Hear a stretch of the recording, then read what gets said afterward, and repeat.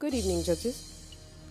From ancient times, when the Greeks went to Timbuktu and Egypt to acquire knowledge in mathematics, astrology, architecture, and philosophy, Africa gave the West the foundations on which their civilizations are laid today.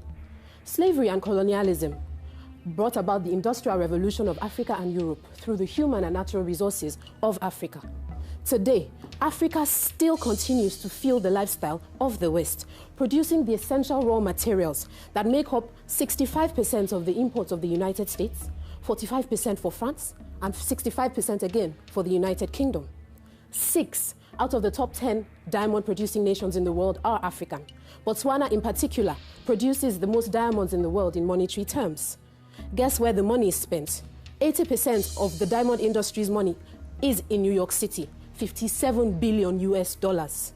And anybody who's heard the story of blood diamonds knows what this has cost Africa. According to statistics from the United Nations, 37% of the workforce of the United Kingdom is made of Africans, not British Africans, Africans. Due to overuse, pollution, environmental degradation, the natural resources of the West are gradually coming to an end, regardless of technology and whatever measures are put in place. The truth is unavoidable. It is inevitable. Africa will be the sole source of natural resources, not just for the whole world, the West in particular. Let's face the truth. The West is coming to the end of an era. Africa is just beginning. Thank you.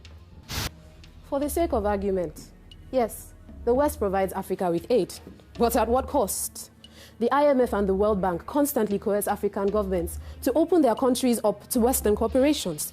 The Democratic Republic of Congo is the richest country in the world based on natural resources, but it's the poorest. Why? Its wealth of minerals is owned by 32 Western companies. Even after aggressive debt relief campaigns, African countries still pay $20 billion US in debt repayment every year. A stark reminder that this foreign aid you speak of is not free. The notion that the West educates us in any way is a myth, because they simply use the psychological means to make us dependent on them. Let's not deny the facts that Africa contributes 70% of the world's cocoa, 34% of its coffee, 50% of the gold that the world uses is from Africa. Let's face facts. Africa, if taken out of the equation, leaves the West finished, empty, dry. Thank you. Olumide, first, let me congratulate you on taking a very difficult position. I must say that I thoroughly liked your introductory gambit, where you gave us a lot of statistical information. Let me just warn you, there's one word you butchered. The word is colonialism. But we'll talk about that some other time. I like the way you ended your argument, that it leaves Africa, it leaves it empty, finished, and dry. Well done. When I was asked to give this speech, the first thing that came to my mind was ICT. But then I remembered, how do we speak of e-libraries in a continent that doesn't have electricity? I'm honored to address the government today on basic fundamental issues that, if properly addressed, will bring about sustainable development to Africa. Now, only healthy people can think and work, and access to medicines is one of the greatest challenges on this continent. Africans have always been known for our use of medicinal herbs, but the absence of proper standardization has put their efficacy in question. Now, their scientific validation will provide access to locally sourced and therefore affordable medicines. A policy to this effect could change the face of African healthcare entirely. We can all agree that medication without nutrition has no effect. Now, our staple foods in Africa are mainly carbohydrate-based.